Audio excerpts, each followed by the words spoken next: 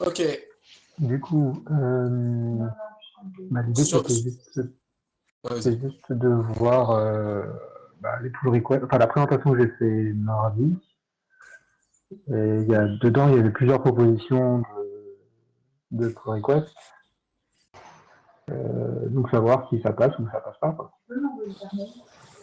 Je pense, Younes, est-ce que tu avais pu, en gros, ceux auxquels moi je me dis, ceux auxquels je veux faire le plus attention, parce que c'est des phrases parce que c'est peut-être ceux qui ont été le plus loin, on va dire le plus loin, qui se sentent peut-être, enfin non pas qui ne se sentent pas concernés, mais qui ont vu les prêts et qui n'ont pas été dans les salles de discussion, parce que les salles de discussion étaient plutôt orientées sur justement Toposim, etc. Mais honnêtement, enfin, comme on a dit, je vois pas.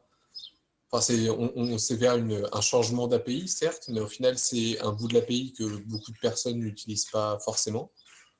Et c'est pour aller vers un mécanisme unifié qu'utilise le mécanisme de mise à jour des datas. Donc, enfin, tout ça, moi, ça me paraît bien, quoi. En fait, le truc avec l'insertion d'aiguilles, je suis déjà un peu impacté avec ce qu'a fait Eric. On en a discuté hier ou avant-hier, je ne sais plus. Ah, ok, vas-y. Hein. Du coup, pour le add point, en fait, moi, je voulais faire automatiser un truc avec l'insertion d'aiguilles, le faire plus facilement en Python. Du coup, j'avais vu qu'il a fait des modifs et tout. Et c'est pourquoi j'essaie quand même de suivre, quand même, voir ce qu'il fait. Et, au moins pour ne pas poser beaucoup de questions plus tard, mais bon, ça n'empêche que je poserai certainement des questions, c'est sûr. Ok. Au moins, ça me donne une idée de comment les choses sont déplacées, où est-ce qu'elles sont déplacées. Ouais, est-ce que tu as un avis là-dessus? Est-ce que tu avais des retours à faire? Ou est-ce que tu veux qu'on Non, regarde je pense que c'était beaucoup plus clair. Parce que en fait, j'avais une partie de mes codes qui ne marchait plus. Parce que moi, il y avait plusieurs fonctions qui permettaient d'aller modifier des points, d'aller ajouter des points dans le add.set. Mais bon, quand ça ne marchait plus, du coup, je suis allé jeter quand même un coup d'œil. J'avais vu les PR. Et du coup, j'avais compris quand même ce qui a été fait. Et je trouve que c'est pas mal. Mais bon, je pense que c'est. Au moins, ça est sur le plan code, c'est beaucoup plus normal ce qu'il faisait. Mais bon, cependant, je ne suis pas un expert en codage, du coup, je ne peux pas savoir si c'est comme ça qu'il faut le faire ou pas. Mais bon, il faut dire que moi, je comprends ce qui a été fait. Et c'est déjà pas mal. Hein? C'est déjà pas mal. Maintenant, est-ce que je sais pas, les pratiques de code, je suis totalement nul dessus, du coup, je ne peux rien dire. sur les aspects C++, tu veux dire Ouais, sur l'aspect C++, comment il faut mettre en place des trucs, comment il faut faire pour que ça soit plus optimisé, ça, je vais avis là-dessus. Et je peux toujours m'adapter, quoi. Comme ça me permet juste de ne pas perdre une demi-journée de me dire qu'est-ce qui a été fait pour comprendre ce qui est. Et pouvoir l'utiliser plus facilement, quoi. C'est tout. Du coup, INS, d'un point de vue de Defrost, vous utilisez quoi comme type de topologie? Je pense que c'est plus des tétraèdres. Ouais. Il y a Félix qui fait des trucs aussi, je ne sais pas trop, mais ouais, c'est largement des tétras aussi, c'est ce qu'il me dit. C'est largement des tétras aussi. Du coup, c'est. Bon, on a parlé des shells maintenant, mais ça n'a rien à voir avec le truc. Mais bon, je pense que de l'autre côté, c'est vraiment largement des tétras. Ok, et vous n'utilisez jamais de méthode Nashville, tout comme ça? À ma connaissance, non. Je ne sais pas si quelqu'un d'autre le fait, mais non. Okay. Ouais, sur l'aspect meshless, je vois vraiment personne qui aurait fait ça par le. Il y a Jean-Nico qui avait fait ça par le passé, mais un tout petit peu, mais dans les équipes, sinon, pas du tout. Hein. Non, et du coup, si on regarde justement les différentes PR, Eric, justement, que tu as faites, moi, la question, c'est plus, tu vois, c'est quoi le cheminement? On est un peu, tu sais, comme dans SofaNG, ce qu'on demande souvent à Fred, c'est, ouais, bon, si on déplie toute l'histoire SofaNG, on en est où par rapport au but final, on en est où par rapport au début, etc. C'est voilà, c'est le côté plus avancement et à quel point il y a des choses, il y a des choses qui sont monstrueuses à faire en quantité de taf qui sont énormes.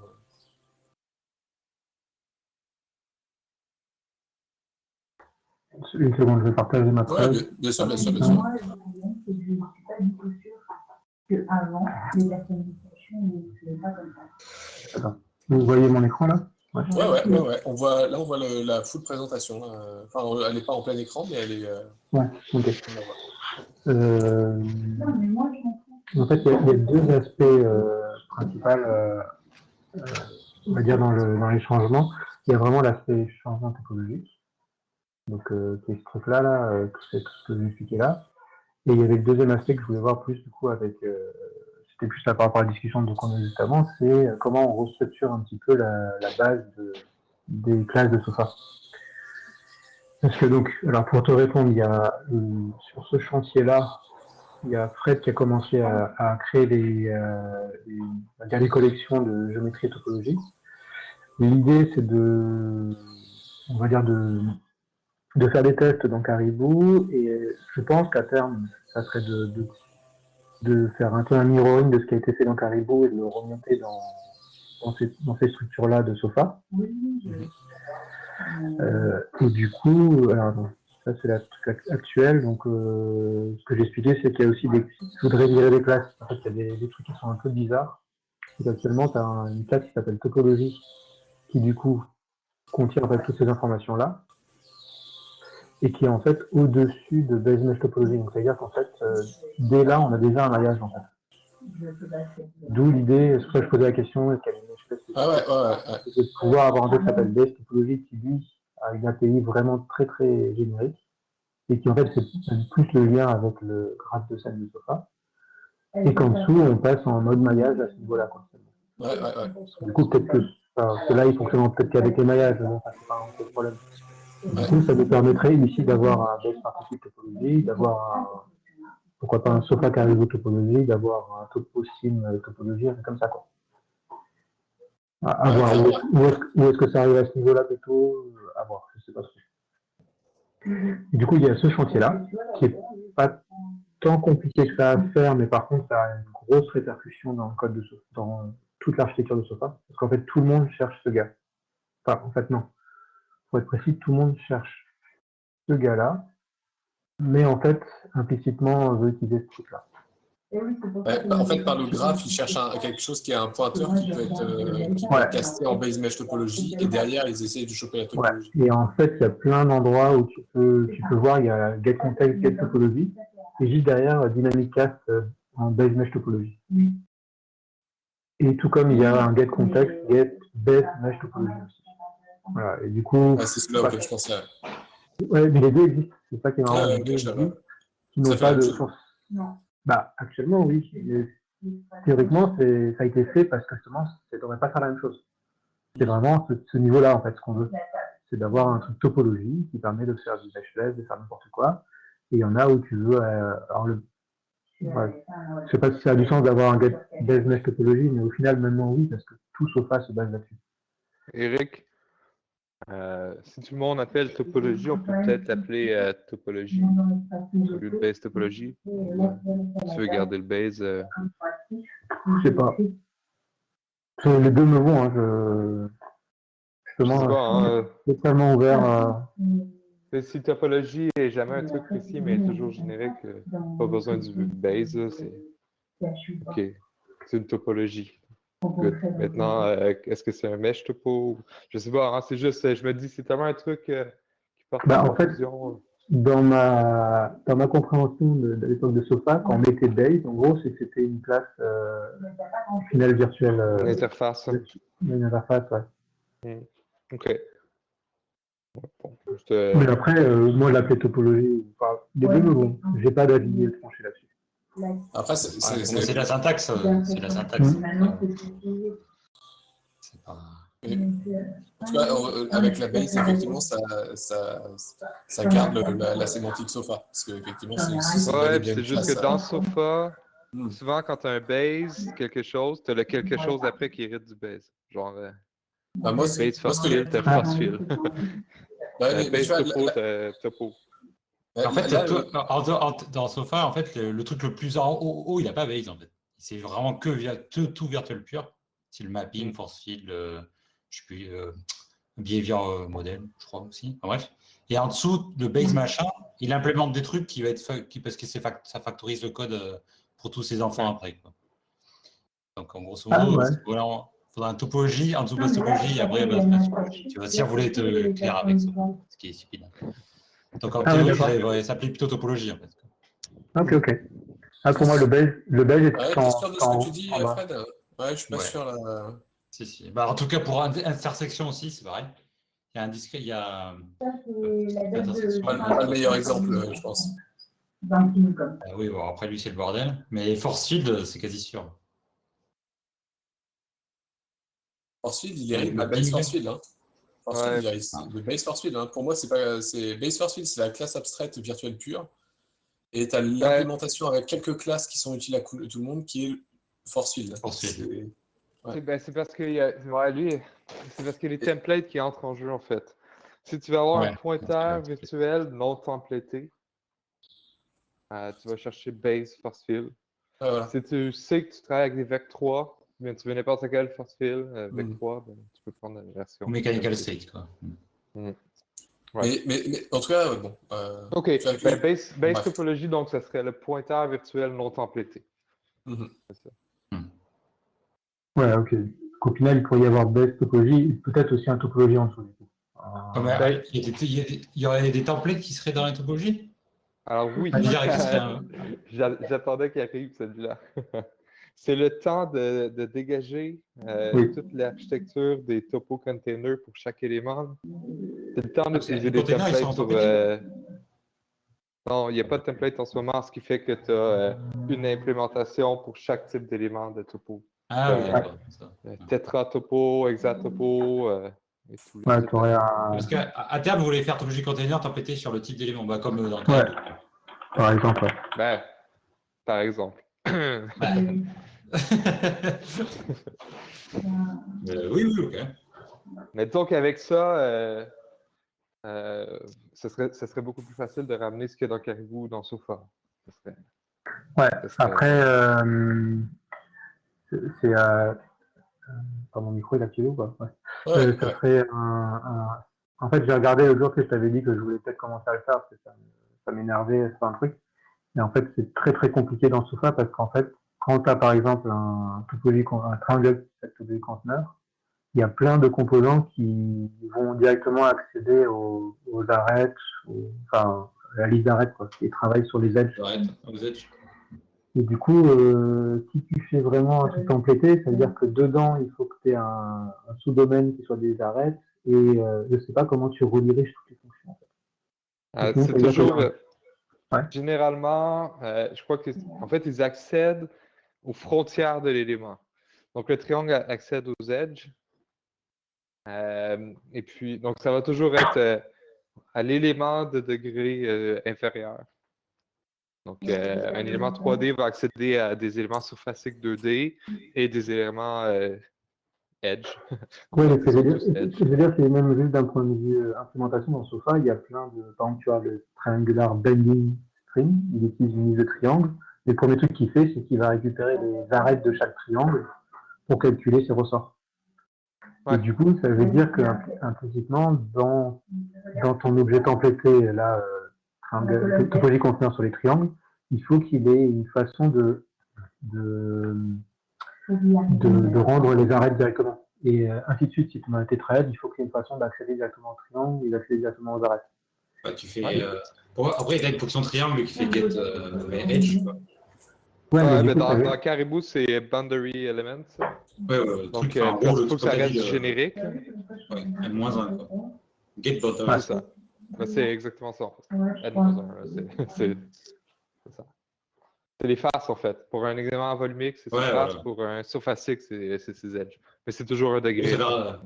Ça fait un tétra qui va donner des triangles, qui va donner des edges, qui va donner des. Bon, je sais pas. Et parce que si tu penses, là, on pense juste à tétra linéaire, là, mais si tu amènes un tétra quadratique, tes triangles, c'est des triangles quadratiques aussi. Donc, c'est plus les mêmes triangles que dans Sofa. Là. Donc, c'est pour ça qu'en ce moment, moi, je peux pas ramener des éléments non linéaires dans Sofa à cause de ça. Je sais pas, le tétra quadratique n'a pas des triangles linéaires, il y a des triangles quadratiques. Bref. Donc, c'est boundary element.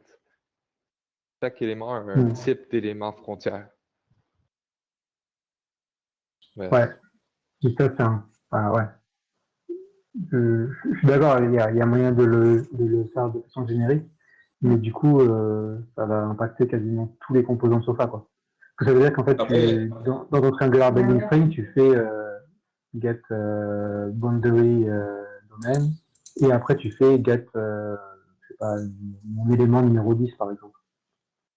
Au lieu de faire get all edges, tu vas faire get all triangle, et pour chaque triangle, get sa boundaries, quoi. Ouais, et du coup, ça veut dire qu'il faut changer tous les codes de Sofa. Ah oui, non, mais oui. là, de toute façon, forcément, il y aura un moment. Et là, au pire, on pourra faire un truc au milieu. Get edges, il va faire implicitement, il va construire un vecteur de edges, si tu veux, pour faire la couche de compatibilité au milieu, quoi. Oui, c'est ça. Tu as une couche de compat qui se fait relativement facilement. Là. Mm-hmm. Tu gardes encore tes tétraédrons, set topology container. Ah oui, d'accord, et qui héritent de topologie container, de ton TT, truc. et qui font les trucs, quoi. Ouais, okay. Oui, bon, après, c'est que repousser le bordel, hein. Mais bon, ouais. Ben, c'est qu'après, tu peux commencer à adapter les composants pour qu'ils utilisent NVLP. Ouais. Oui, puis toi, tu peux ramener les nouveaux trucs, quoi. Ouais, c'est sûr. Ok. Bon, du coup,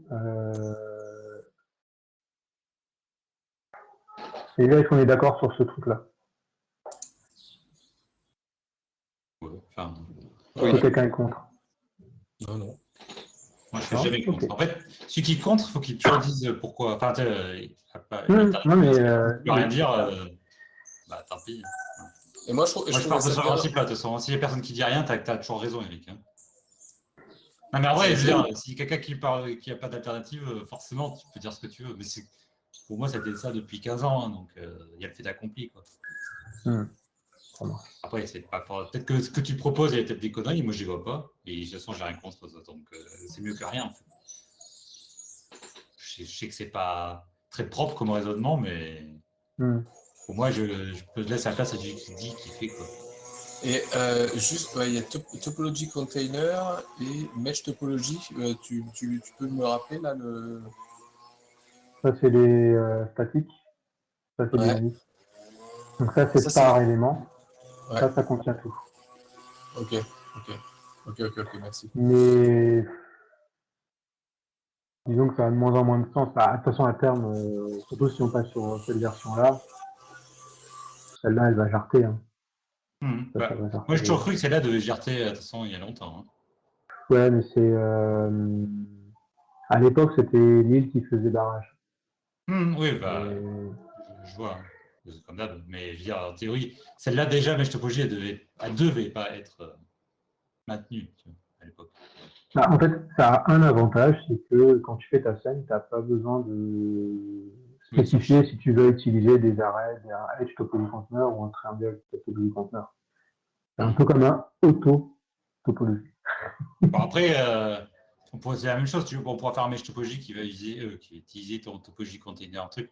Sauf que dedans, tu auras topologie container à tempêter sur les points. Bon, je ne sais pas s'il y aura ça. Des edges et triangles. Oui, en fait. Très bien, tu pourras aussi truc quadratique cache, quoi. Oui, qui s'appelle mesh topologie ou topologie container, au final, ça reviendra au même à terme. Bah, il y en a un, avant de te faire chier, tu prends mesh topologie, il y aura tout dedans. Donc, tu auras trop de trucs, mais au moins, tu ne te fais pas chier. Et l'autre, tu tailor-made ton truc. Tu sais que tu n'auras que des triangles, par exemple, parce que je sais pas, tu cherches que des triangles, pas de tétra. Tu n'auras que topologie container triangle. Ah, oui, moi, c'est comme ça actuellement. Oui, voilà, bah, c'est ça en plus. Ouais. Ok. Donc ça, c'est pour la structure même des topologies. Après, il y avait donc tout le bordel des mises à jour des composants. Donc, vous voulez que je réexplique ou c'est bon? C'est ce que tu as déjà expliqué pendant les ouais. meetings. Ouais. Enfin, moi, c'est bon. Et donc, du coup, l'idée, c'est maintenant il fait la gueule. d'utiliser une map avec une map avec des callbacks, quoi. Mhm. Une map qui a le type d'événement topologique avec un callback qui va en face, s'il y en a un. Encore, c'est toujours pareil, c'est qu'il n'y a pas forcément besoin d'en avoir. Mhm. Et donc, ton composant ne gère le changement topologique que s'il y a un callback qui est bel et bien présent là-dedans. Alors non, justement. L'idée, c'est que, imaginons que tu as le composant tout simple qui est une carte de couleur de triangle, tout simplement. Non, je sais pas. Non, tout simplement un composant qui stocke ton aire par triangle. En gros, il a un triangle info. Lui, ce qu'il fait, c'est juste, je calcule, je récupère mes positions 3D et je calcule mon aire. Tout compte. Quand tu supprimes ou que tu ajoutes un triangle, tu as juste besoin de lui dire comment il va se mettre à jour. Donc ça, tu le fais au niveau de cette classe-là, triangle data. Mais par contre, tu as besoin t'as pas besoin de faire d'autres choses. Donc là, tu n'as pas besoin de callback. Mais automatiquement, en créant un triangle data, lui, il s'enregistre auprès de D'accord. Et la donc, topologie. Et en fait, il va exécuter les fonctions remove, add, swap. En fait, c'est là où, attends, je vais prendre... Attends, elle doit être là. Je vais pas dire, dis donc. En fait, il y a deux niveaux de callback. Il y a des callbacks qui sont au niveau de ce gars-là, ok, qui sont des callbacks au moment où tu crées, à la création et à la destruction. Donc en fait, ça correspond au remove et au add. Donc ceux-là, c'est ceux qui sont dans... Ah merde, j'ai pas le petit onglet. C'est ceux qui sont dans...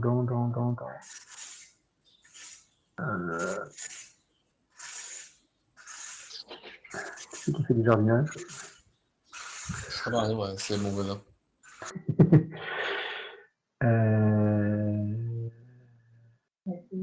Ah, bordel. Je suis dans quelle terre là?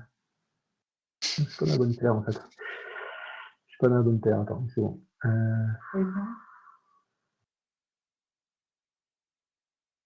Terre en fond.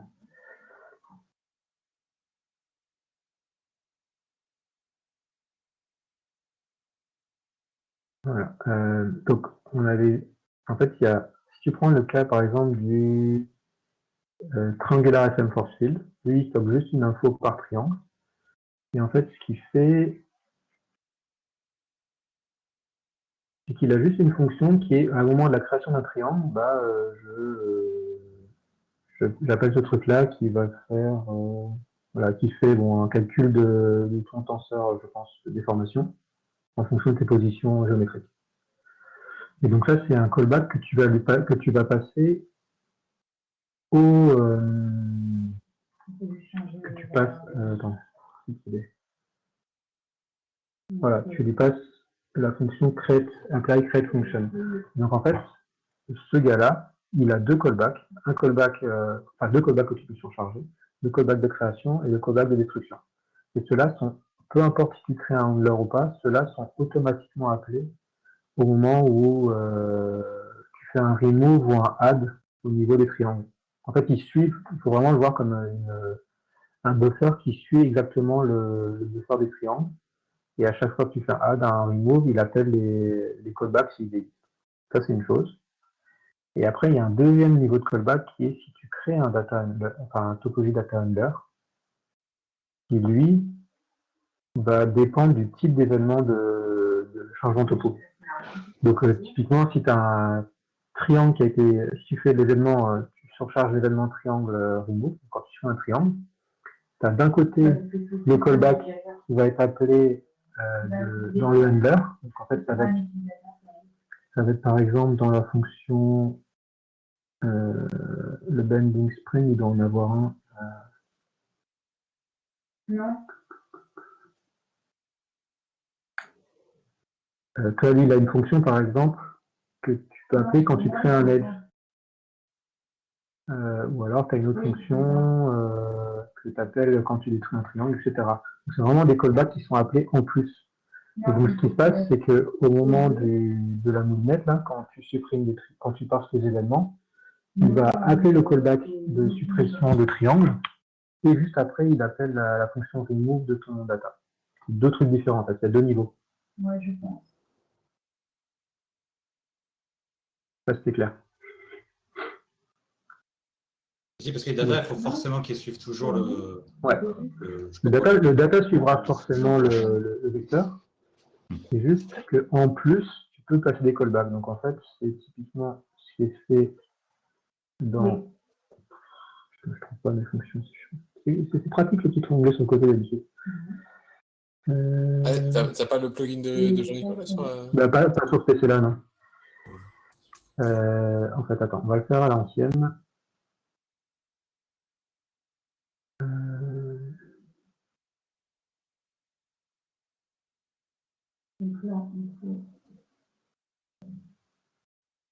Évidemment, je suis pas au bon endroit. Bon, laisse tomber.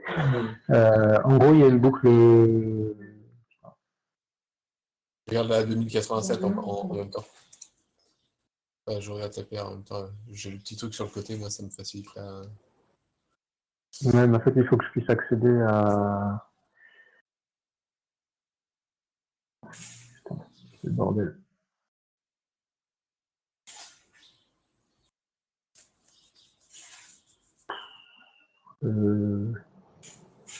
Comment je peux faire? Attends une seconde. C'est qu'il est ce coup.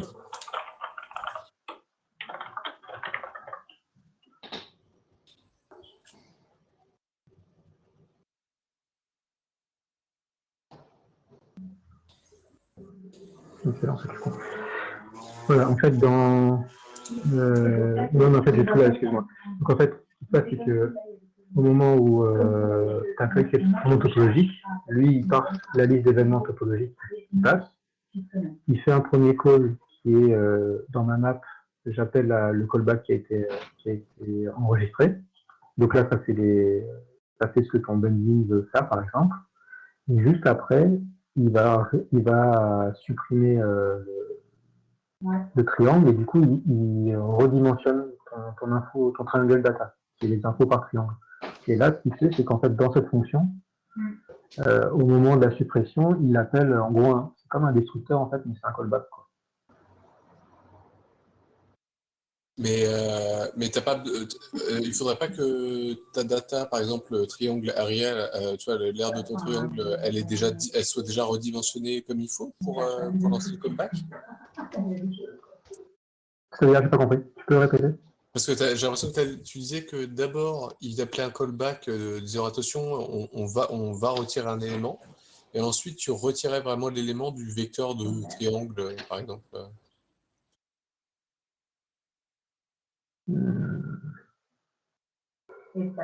En fait, oui, attends. Pourquoi? Si tu veux. Comment expliquer ouais, en fait, maintenant que tu le dis, il y a peut-être un problème, c'est si tu mets deux fois le même callback, ça peut faire la merde. En fait, ce qui se passe, c'est que l'idée des callbacks avec le handler, c'est que vu que c'est par rapport au type d'événement topologique, ça te permet, par exemple, quand tu es typiquement dans le triangular bundling string, de poser des callbacks sur qu'est-ce qui se passe si j'ai une arête qui est supprimée. Ou prends le cas de la masse, c'est peut-être plus parlant, en fait. Tu as une masse, elle a des triangles, elle est sur les triangles, on va dire. Tu as une masse sur une triangulation, tu as des triangles, des arêtes et des points. En fait, tu as envie de lui passer des callbacks qui te dit, si un point est supprimé, je recalcule ma masse de tous les éléments. Enfin, du coup, ça va impacter tous les éléments autour, donc voilà, je recalcule. Le point, c'est pas bon exemple. Si tu supprimes un triangle, tu sais que tu vas devoir mettre à jour les sommets autour. Les arêtes, c'est pareil, tu dois mettre à jour les sommets qui sont autour et les triangles qui étaient collés. Des choses comme ça. Et du coup, en fait, tu as besoin. L'idée, c'est que là, tu vas lui mettre des callbacks pour point remove, edge remove, triangle remove. Ok? Ouais, là, on parle que de un triangle remove, là, dans ce que tu as dit. Non, justement, tu mets des callbacks sur point remove, edge remove, triangle remove. Ouais. Ouais, mais quand tu retires un triangle, pourtant, la fonction qui va être appelée, ça va être seulement... Bah, si tu retires un triangle tout seul, oui. Si tu supprimes un triangle au nettoyage, il n'y a qu'un triangle qui a disparu. Donc le seul événement qui va être généré, c'est triangle remove. Si tu supprimes deux triangles collés, en général, il y aura deux triangles remove. Enfin, il y aura un événement triangle remove avec deux indices, et aussi un événement edge remove. C'est l'arrêt entre les deux. Mhm. Et du coup, les sommets qui restent, il faut bien qu'ils sachent que si tu fais pas de lumping, tu as à la fois les triangles, mais aussi les arrêts qui sont disparus. Mhm.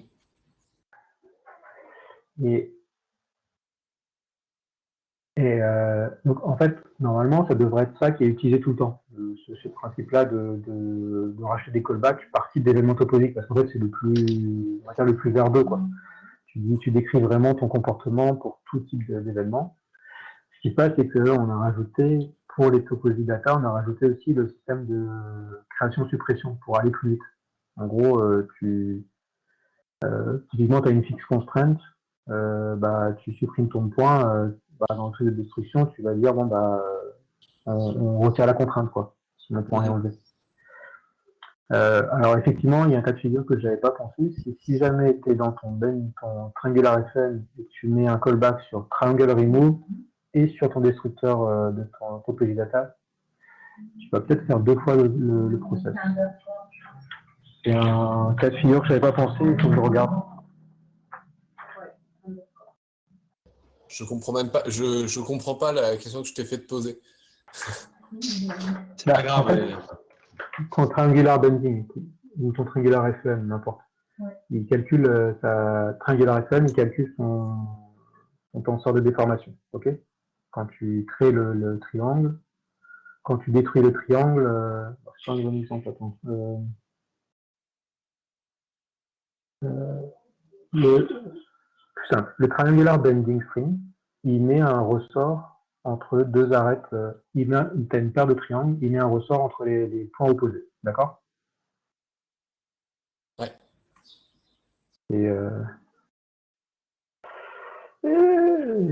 Putain. Comment on rajoute un nouveau truc? Nouvelle diapositive. Attends, il n'y a pas un stylo là-dessus? Ce sera plus simple. Non. Oh, ça va me saouler ça. Attends. Si, voilà. Tu as deux triangles, ton bending, il fait ça. Ton triangular bending, ce qu'il fait, c'est qu'il a triangle 1, triangle 2. Il va créer un ressort qui va de là à là. Okay. Ce qui se passe, c'est que du coup, tu peux rajouter un callback sur les... Tu peux rajouter un callback directement sur la suppression et l'ajout des triangles. Donc la suppression du triangle, en gros, il dit que si le triangle 2 il est supprimé, le bending qui était là, le ressort qui était là, on le vire. D'accord? Ouais. Si ça disparaît, le ressort disparaît. Ça paraît logique, ok? Et ça, en fait, ce callback-là, tu peux le mettre dans le apply destruction callback de ton triangle. En gros, ta fonction, ton callback, ça serait par exemple, mon triangle se supprime, je vais regarder ma liste de voisins. Ok, je sais que j'ai un voisin qui est l'indice numéro 1, je vais chercher un ressort entre 2 et 1 et je supprime. Ça, c'est mon callback, en gros. Okay. Le truc, c'est que si tu as un topologie data handler, tu peux aussi rajouter un callback sur l'événement triangle remove, qui en gros ferait la même chose. En fait, il y a deux façons de voir les choses, et du coup, si tu implémentes les deux en même temps, ce qui va se passer, c'est que tu vas vouloir supprimer deux fois le ressort. Ouais. Le callback, je comprends. Et l'autre, mais en fait, c'est quoi? On a deux manières de réagir à ouais. Mais en fait, c'est qu'il y a eu je pense que c'est deux implémentations à des temps différents. Je suis en train de me demander si je pense que l'implémentation sans spécifier le type d'événement, je pense qu'il faudrait peut-être le supprimer. Donc c'est via le callback tout court? Ouais, parce qu'en fait, ce qui se passe, c'est qu'un triangle data, le callback apply destruction, en gros, il est automatiquement émis au moment où tu as un triangle remove. Tout comme, à la même façon, si tu as un edge data, et la fonction apply destruction, elle est appelée quand tu as un edge remove, etc. En fait, c'est un mécanisme automatique qui a été mis. Mais en gros, il faut que je vérifie parce qu'il y a potentiellement, tu peux appeler 2 fois la même chose. Ouais, ça du coup, ça maintenant j'ai compris. Mais du coup, si imaginons que j'implémente une masse de mon côté, que justement cette masse, ça va avoir en fonction, j'ai une data d'entrée, peu importe quoi, et ça va construire des infos qui vont être sur les edges et sur les triangles, par exemple. Attends, ouais, non, il y a 2 façons de faire. En fait, faut faire attention. Si tu as besoin de stocker des infos par triangle et par edge, il va te falloir un triangle data et un edge data. Ouais, c'est ça. Ouais. Par contre, et c'est le cas par exemple de la diagonal mass, si tu veux juste stocker les masses par point, tu as juste un point data, mais par contre, tu sais que ton point data dépend de tes triangles, de tes points, de tes arêtes, etc. C'est 2 choses différentes.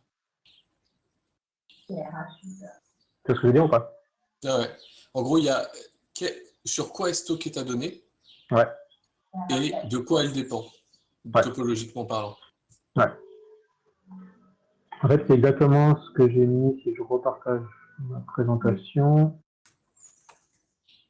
C'est exactement ce que j'ai mis là. En fait, le triangular FM, lui, il stocke des infos par triangle, par edge et par point, mais en fait, elles sont découplées dans le sens où l'info par triangle, elle dépend juste de ton buffer de triangle, etc. Par contre, la vertex mass, de ta diagonal mass, elle dépend des 3 types de topologie, pas des 3 éléments de ta topologie. Et après, fixe contrainte et constante force field, elles dépendent juste des points. Ouais. C'est qu'elle ferme sa braguette. C'est Fred, ça, il n'y a pas de doute, c'est Fred. Hein. Je regarde les micros unmutés, là. Ah non, c'est Jean-Nico. Il va entendre sans le micro, quoi. Coquin. I'm back. I'm back and I'm nude. Bon, okay. Bref. C'est un poil... c'est qu'à le dire, un poil compliqué. Ouais. Mais en fait, tu as besoin de ces deux complexités pour gérer tous les cas, en fait. C'est ça le truc. Mais et ça fonctionne. Le seul truc, c'est que c'est pas évident à mettre ça de façon simple pour les gens qui vont coder leur propre composant. Est-ce que comment ça marche là, on peut reprendre le cas du graphe que tu avais. Imaginons qu'il se. Je vais prendre le cas de la diagonale. On prend un maillage triangulé, comme tu disais tout à l'heure. Le cas de la diagonale masse. Elle, c'est simple. Elle a besoin de 2 choses. Elle a besoin de triangles. Elle passe sur tous les triangles, elle calcule le volume, etc. Enfin, l'air, pardon. Et elle répartit en fonction de ça une masse sur les sommets. Et donc, il y a 2 structures qui vont nous intéresser, les triangles et les sommets. On enlève un edge, la totale masse, alors, on ne sait pas ce qui se passe derrière, hein, mais en tout cas, la totale masse, tu enlèves un edge, elle s'en bat les steaks. En réalité, si tu as un changement topologique correct, tu n'enlèves pas juste un edge. Parce que si tu enlèves un edge, c'est qu'il y a eu des triangles dans un maillage triangulé, c'est qu'il y a un triangle qui a sauté. Mais du coup, ce que ça veut dire, c'est que normalement, elle n'a même pas à se préoccuper des edges. Qu'est-ce qui se passe du coup si j'ai j'imagine que moi je vais créer une triangle data. Attends, est-ce que je dis pas de la merde? Triangle data. Ah ben non, en fait, je stocke rien, je dépense simplement, je sais que je dépense simplement des triangles, mais j'ai du coup juste une point data, qui est ma masse, et mon vecteur de masse. Mais par contre, je veux être capable de réagir à ça si j'ai l'événement triangle qui est retiré.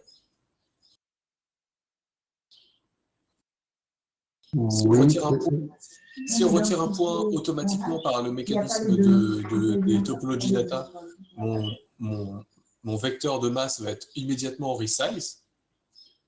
Regarde dans le TRH, attends, 2 secondes. Vas-y. On va reprendre la présentation. Donc, tu dis quoi? Tu as une diagonale masse. La diagonale masse, tu peux enlever le edge info, elle n'est pas connectée à l'edge info. Non, attention. La diagonale masse, son vertex mass, donc c'est un point data, donc c'est Voilà. une masse par point. Elle est connectée au triangle, enfin, elle a des callbacks, elle est liée aux événements liés au triangle, aux edges et aux points. Pourtant, les edges, elles sont un peu les stacks. Hein, mais... T'es sûr de ça?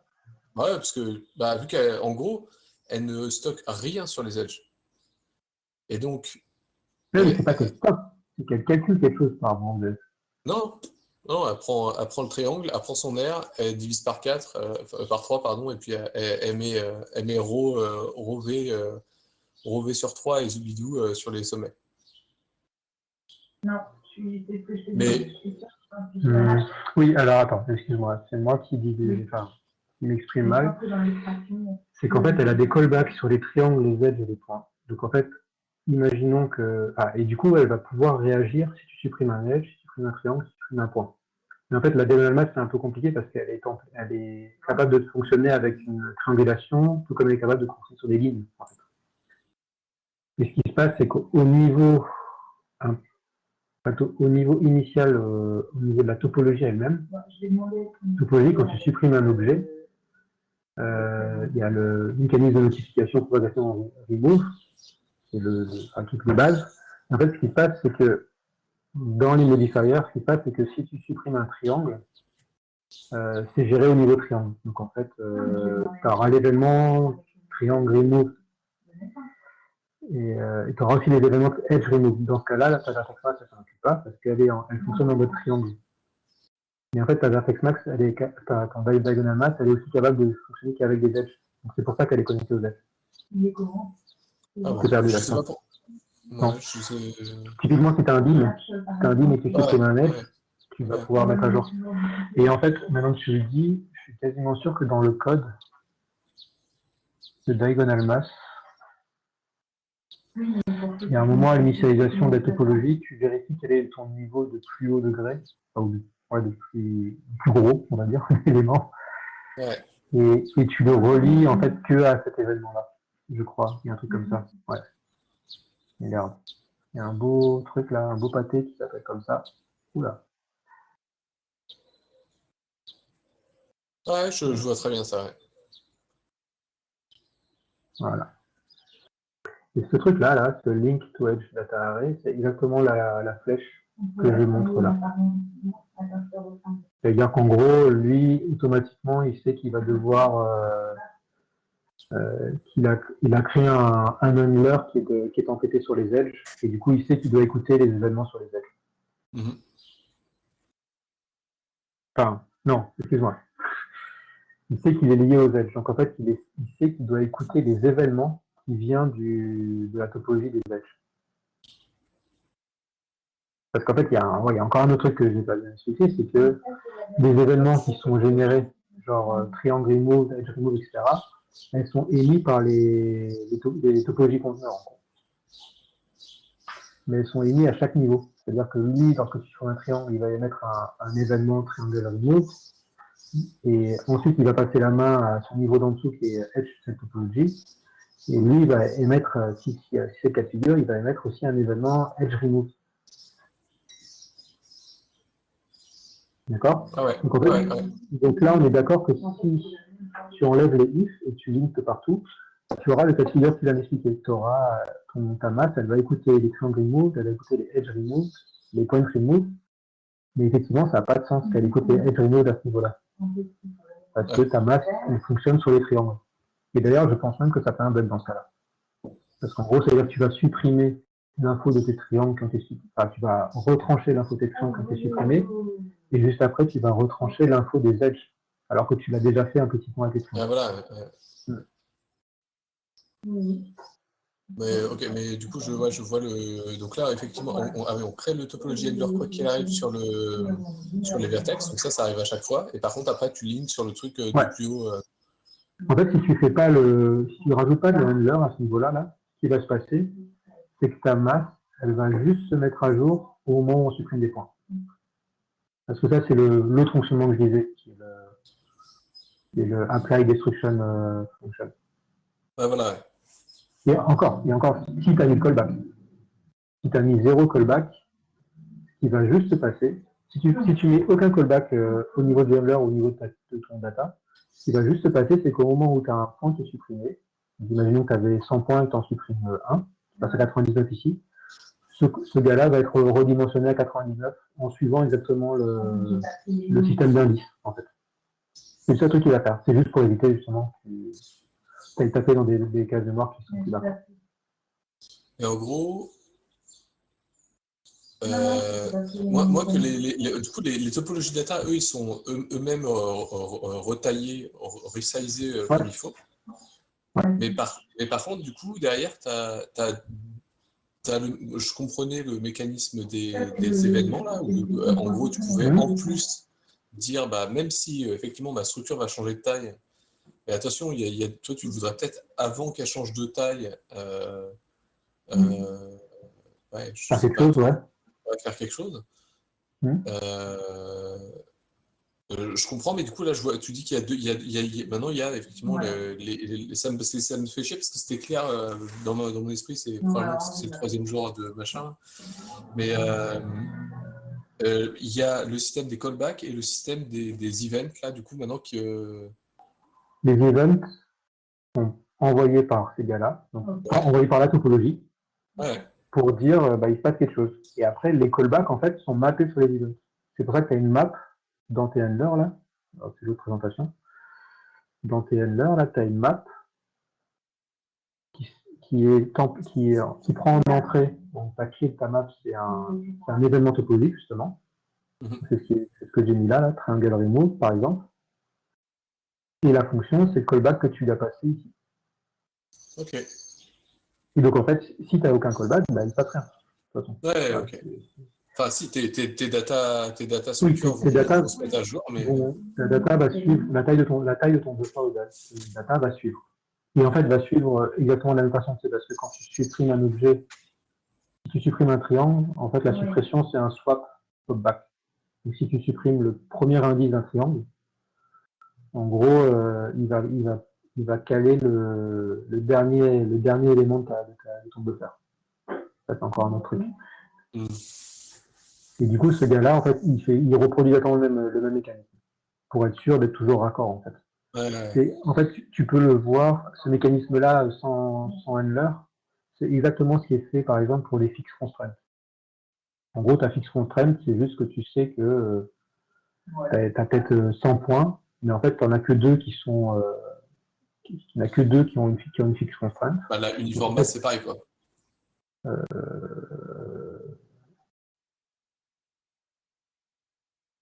La uniform mass, elle stocke une masse par point.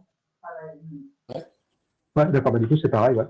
Et donc, c'est encore mieux la uniform mass, que du coup, elle stocke une valeur par point. Mais du coup, imaginons qu'elle ne soit pas si uniforme que ça, si tu n'avais pas exactement la même masse par point.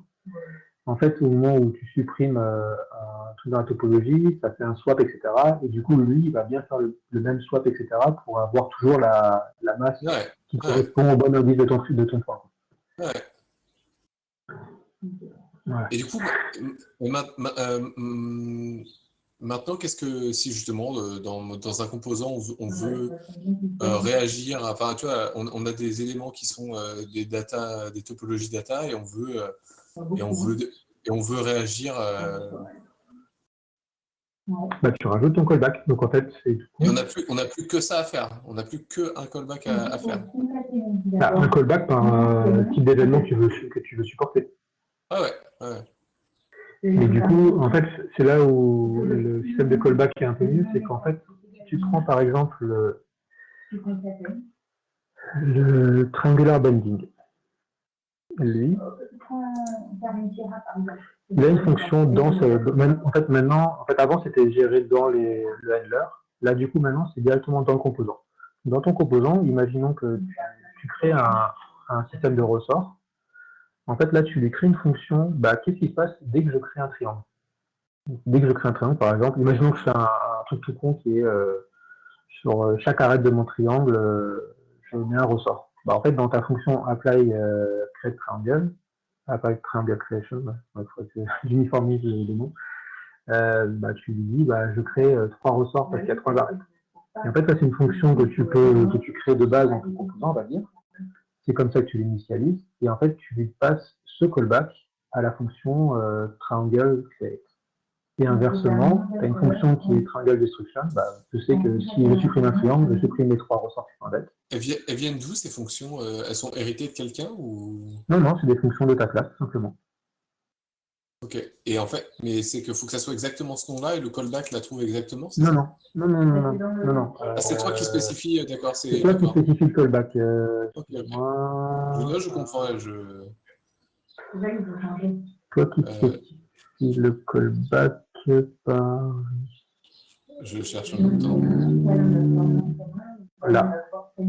Voilà. Tu lui rajoutes un callback sur, par exemple, l'événement triangle remove et tu lui passes directement ta fonction là. Il faut refaire la même chose, mais pour ABD. Sachant que ouais, il y a quand même un truc qui est un peu il faudrait peut-être un peu améliorer, c'est que un événement triangle remove, en fait, au niveau de la